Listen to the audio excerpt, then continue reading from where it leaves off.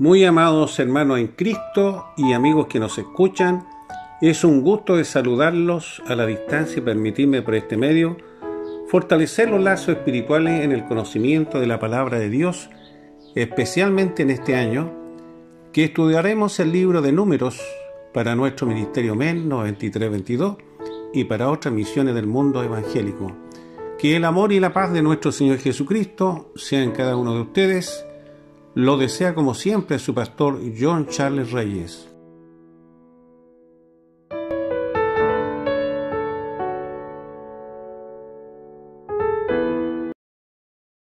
Estimados hermanos y amigos en Cristo, qué gusto de saludarlo una vez más y continuar con esta nueva serie denominada Elección de los Levitas y sus colaboradores, parte 4. Te invito a abrir tu Biblia para dar lectura al libro de Números, capítulo 3, del versículo 33 al 39. En esta oportunidad meditaré sobre familias levitas y sus deberes en el santuario. Recordemos que desde Egipto la mano poderosa de Yahweh se hizo presente en la inesperada travesía en medio del desierto con destino a la tierra prometida, y donde comienzan a organizarse en el aspecto sacerdotal, un estilo de vida basado en justicia y santidad, una disposición para el pueblo de Israel alrededor del tabernáculo, estructurando la nueva vida futura del plan redentor, donde la figura central es Cristo, que va permitiendo un cambio espiritual en el corazón del hombre, con un propósito a la nueva estructura de la gracia, el nuevo tabernáculo de la presencia del Señor, donde el salvo pasa a ser el real sacerdote, un pueblo santo por la obra redentora. Comencemos con el título 1, denominado Familia Levita y sus deberes en el santuario, un pasaje bíblico de la Torá que nos permitirá meditar en la travesía del pueblo de Israel y de los mandatos de Yahweh o el Señor frente a su pueblo. Para ello Dios usa a Moisés en un contacto personal siempre en el tabernáculo de reunión. De hecho, era el vocero principal desde el momento que le habló frente a la zarza ardiendo. Luego, en el segundo año después de haber salido de la tierra de esclavitud en Egipto, por un plan estructurado de la nueva administración del pueblo, especialmente en el aspecto sacerdotal,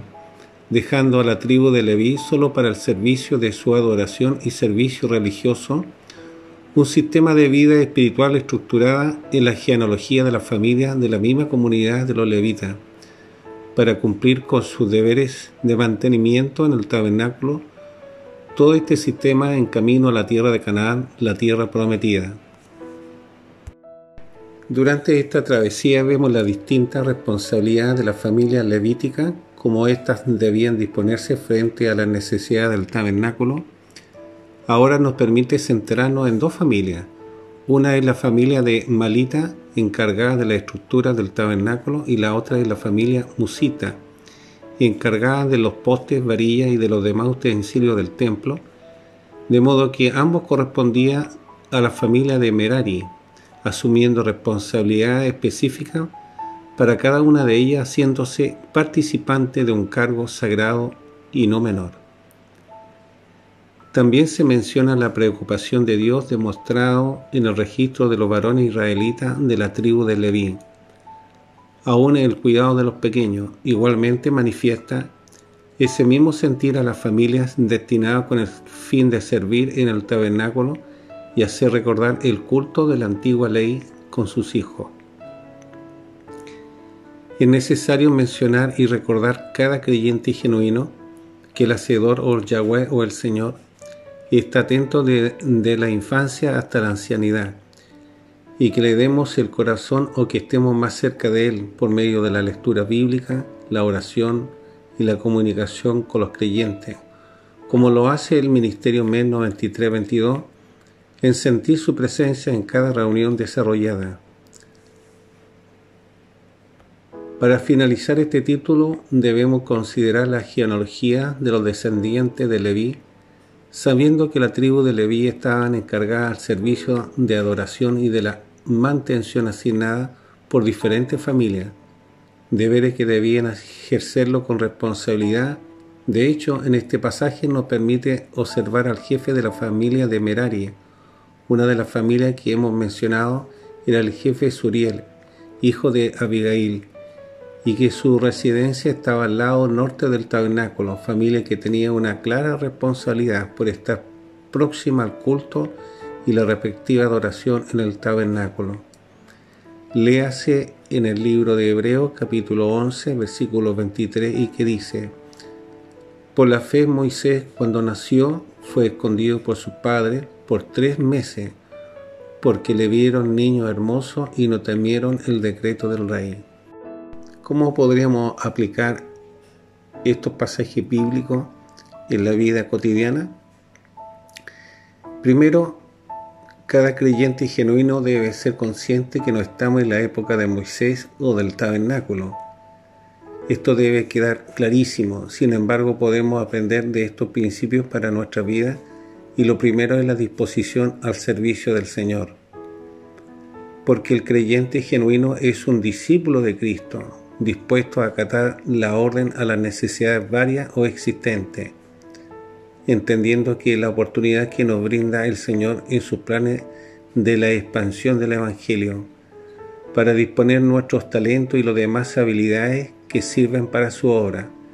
sea cercana o a la distancia, ayudando siempre en el ministerio para que se expanda este escenario. Segundo, debemos de considerar que Dios siempre le ha amado, y con este pasaje bíblico denota la preocupación por el humano, su creación, cuanto más usted que ha sido testigo de esta maravillosa experiencia de un redimido, de manera que Él está para acompañarle en cada momento de su vida. Tercero, si bien es cierto, cada creyente debe considerar que no somos levitas y no tenemos la responsabilidad de cuidar el tabernáculo físico, pero sí tenemos deberes que ejercer en la construcción del edificio personal que es usted misma, porque usted es la iglesia, el tabernáculo principal, y deberá organizarse para alimentarse de la palabra de Dios, además de estar en disposición de la misión para desempeñarse al servicio de las cosas para Dios, organizándose y siendo efectivo en sus funciones. Léase en San Mateo capítulo 28 versículo 20, y que dice: como el Hijo del Hombre no vino para ser servido, sino para servir y para dar su vida en rescate de muchos. Evaluemos este pasaje bíblico. Primero, hagamos una mirada en forma general. Percibimos que todo, de una u otra forma, las familias levíticas cumplían con sus deberes, de manera que en el día de mañana usted deberá cumplir una función, aunque sea pequeña, pero deberá hacerlo a la perfección, porque lo hará mirando siempre al Señor o su reino, en la oportunidad de ejercer esa función en el plan glorioso de Dios que lo ha llamado. La segunda parte es estar dispuesto a trabajar en comunión cuando exista la oportunidad, y hacerlo para el engrandecimiento de su obra, como en la preparación de la Santa Cena, en los encintados, piochas, etc., que adornan el lugar y la amistad. Léase en 1 Corintios capítulo 12, versículo 5, y que dice: y hay diversidad de ministerios, pero el Señor es el mismo. Por tanto, amigo, usted tiene un rol importante en medio del ministerio MEN 93-22, siempre trabajando para su reino y todo para la gloria de Cristo. Tercero, aprendamos de los levitas y de sus colaboradores, que disponían su voluntad a la necesidad del mantenimiento de aquel tabernáculo, y lo hacían con esmero en cada detalle al servicio de su obra, trabajos que formaban un eslabón más en la estructura del tabernáculo, concluyéndose en su tiempo la adoración y el mismo culto al libertador, alegrando el corazón de Dios. En estos tiempos, Dios sigue manifestando su preocupación para el creyente, siga amándole de corazón, demostrando en expandir el Evangelio con amor a los cautivos de este mundo. Y por último, aprendamos que todo o aquellos que ellos hacían, especialmente los levitas o colaboradores, ameritaba una organización y el objetivo de adorar a Dios, incluyendo su familia, y lo hacían con gran esmero. De la misma forma, las madres en estos tiempos deben dar ejemplo en las reuniones de que los niños estén presentes, escuchando su palabra. Léase en San Lucas capítulo 22, versículos 27, y que dice: porque ¿cuál es el mayor, el que se sienta a la mesa o el que sirve? ¿No es el que se sienta a la mesa? Mas yo estoy entre vosotros como el que sirve. Ahora, estimados hermanos y amigos, reflexionemos con este tema interesante en nuestros tiempos, en especial cuando el creyente es parte de la responsabilidad en ejercicio sacerdotal que amerita una actitud de respeto y reverencia a su Dios y a su semejante. Esta nueva postura nos permite evaluar la iniciante organización bien estructurada del pueblo de Israel en relación a la elección de las familias creyentes en el mantenimiento del tabernáculo, una modalidad de ayuda para los nuevos sacerdotes con fines del crecimiento espiritual al modo de Dios, con meta la tierra prometida, la nueva Jerusalén, donde el Señor o Cristo tomará dominio de su reino como el verdadero sumo sacerdote, de manera que en esta ocasión hablaremos del tema principal, elección de los levitas y sus colaboradores, en la sección 4. Te invito una vez más a meditar en el pasaje bíblico de Números capítulo 3, versículos del 33 al 39, adosando un texto auxiliar áureo del Nuevo Testamento para darle visión y aplicación a esta nueva dispensación del Evangelio de Jesucristo, ayudándolo a usted a entender su palabra, y para ello usaremos el libro de Hebreos capítulo 6 versículo 10, y que dice: porque Dios no es injusto para olvidar vuestra obra y el trabajo de amor que habéis mostrado hacia su nombre, habiendo servido a los santos y sirviéndoles aún. Amados, es importante evaluar la Escritura para orientarnos en la exclusividad de los sacerdotes levitas, sus colaboradores y de la familia de la tribu de Leví, y en estos tiempos la necesidad de cada ministerio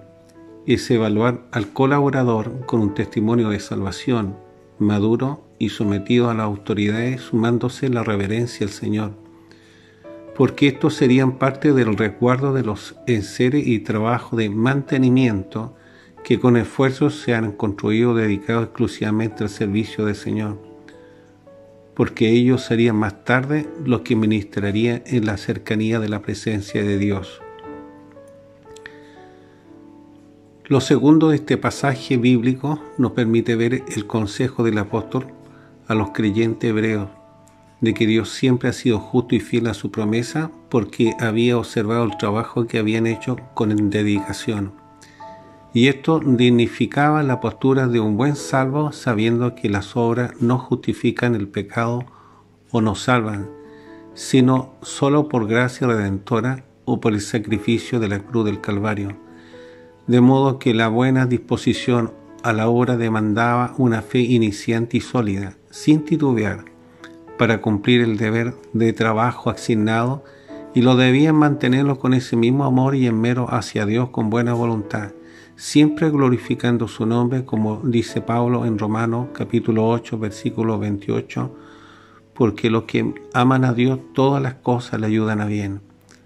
Efectivamente, siempre en una búsqueda del bien espiritual, y estos buenos creyentes son siempre apartados o asignados para el Señor, con mayor razón los que han sido reformados por la vía de la cruz del Calvario, porque estos sin duda están dirigidos por el poder del Espíritu Santo, además que son más disponibles que el resto de creyentes, y por sus dones dadas por la gracia redentora, haciendo uso de la calidad de servicio en amor o con devoción, demostrando una calidad de verdaderos discípulos de Cristo comprometidos. En esta segunda mirada, con respecto a la reflexión de este pasaje bíblico, podemos analizar la naturaleza de Yahweh o el Señor, que en su divinidad es íntegro, haciendo prevalecer su justicia y amor para con el hombre que se esfuerza en su obra, y en aquellos que buscan hacer el bien, los salvos por gracia, aunque su acción sea pequeña, a pesar que el resto del contingente humano piense lo contrario. La imparcialidad del Creador premiará en su tiempo a aquellos que buscan su relación, persistiendo en la expansión de la obra. El creyente debe aprender a aplicar y tomar conciencia de que nuestras acciones van a tener un efecto en la comunidad cristiana y en nuestra vida cotidiana, y cada oportunidad de trabajo asignado se permitirá honrar a Dios, y Él mismo estará mirando nuestro proceder frente a este trabajo, como es de ayudar al prójimo en su necesidad o en los momentos más angustiantes, y es allí donde la fe se demuestra con madurez y la relación íntima con Dios que mantiene ese creyente genuino. Reflexionemos con este pasaje y terminamos en manifestar que la naturaleza de Dios siempre es justa con todo creyente. Por tanto, Él jamás se olvidará de sus obras hechas con amor, a pesar de los años que puedan generar en el transcurso de la vida, de manera que es necesario que se mantenga en esa convicción y exposición del apóstol Pablo, de mantener con la fe o confianza en aquel que un día lo llamó o lo eligió, porque su trabajo en su debido tiempo tendrá hermoso fruto después de su ardua dedicación. Así que manténgase firme en su convicción y hágalo siempre mirando a su Redentor. Amigos que nos escuchan, nuestro llamado y el trabajo a desarrollar en la obra del Señor tendrá efecto en los planes gloriosos, aunque el hombre común no comprenda porque carece de nuestra fe adquirida en el momento de la conversión por la obra redentora. De modo que usted y su pastor hemos sido llamados o elegidos palpando las señales evidentes de su libertador, como fue el caso de Eliseo, con el fin de seguir en este plan de hacer obras mirando siempre al Salvador, pero es que nos demanda obediencia a la fe inicial, como es la sumisión a las tareas asignadas, acreditando a los ojos de nuestro Señor que efectivamente somos simiente escogida, porque cumplimos con esmero su plan estructural del Evangelio, como debería ser para el resto de los salvos, ayudando con los dones que nos ha dado el Espíritu Santo, provocando una prosperidad en el alma y la satisfacción de cumplir el deber asignado como un buen colaborador, que se mantiene puro, sin malicia, logrando mantener la relación con Dios y fomentando la unidad o el compañerismo, como es familia elegida y ser colaborador, que seguiremos cumpliendo los propósitos que fueron destinados, orando, perseverando en la extensión de su obra y con el cántico al Cordero de Dios. Deseo terminar, amados amigos y amigas que escuchan este mensaje. Si usted no ha tenido un encuentro con Cristo, hágalo en esta ocasión para ser parte de los creyentes que hacen obras para el bien de su ministerio o en la expansión del Evangelio de Jesucristo, como es el ayudar a los necesitados física y o espiritualmente, alcanzando el nivel de un verdadero colaborador, siempre obediente a las órdenes de sus superiores y dejando que le asignen un trabajo en su debido tiempo. Recomiendo para aquellos que no poseen un testimonio de salvación, primero que oren admitiendo la condición de pecador, confesando la falta y devolviéndose de su mal camino, porque será la señal del verdadero arrepentimiento, una evidencia de conversión para luego iniciar los pasos al camino de la verdad. Me despido de ustedes y los esperamos en un próximo programa del Ministerio Evangelístico Nueva Vida 9322, como siempre evangelizando para usted y aquellos que necesitan un antídoto espiritual para sus almas, logrando la felicidad en el creyente. No olvide compartir este estudio a quien lo necesita. a un familiar o amigo, déjanos tu comentario o bien un like. Puedes escribirnos a nuestra página web descrita en este video. Se despide como siempre su pastor John Charles Reyes. Mi Dios los bendiga.